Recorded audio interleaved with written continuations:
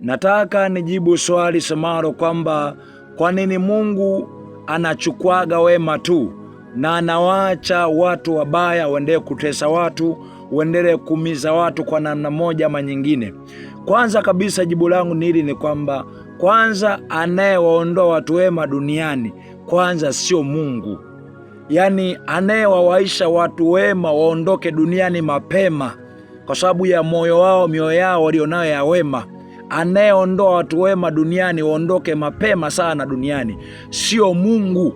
Kitabu cha Zaburi ile 37 ule mstari wa 32 anasema, mtu asiye haki humvizia mwenye haki na kutafuta jinsi ya kumfisha. Mtu asiye haki humvizia mwenye haki na kutafuta jinsi ya kumfisha. Umeona hapa, anasema mtu asiye haki utafuta namna ya kumfisha, kumwondoa mwenye haki. Manake watu wanaondoa watu wema duniani mapema ni wabaya, ni wabaya. Wanaondoa watu wema duniani ni watu wabaya, sio Mungu, sio Mungu.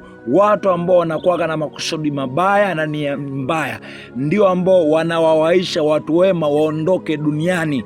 Anayeondoa haraka watu wema duniani sio Mungu, bali ni watu wenye makusudi mabaya wanayokuwa nayo, ndio wanaotafuta namna ya kumwondoa mtu mwema, mtu mzuri aondoke duniani, na mwisho wao mara nyingi yao inafanikiwa. Kwa anayeondoa mapema haraka duniani watu wema sio Mungu, bali ni watu wanaokuwa na makusudi mabaya, kwa sababu wanajua kwamba mtu mwema atakapoendelea kuwapo, makusudi yao mabaya alionayo hayatakuja kufanikiwa.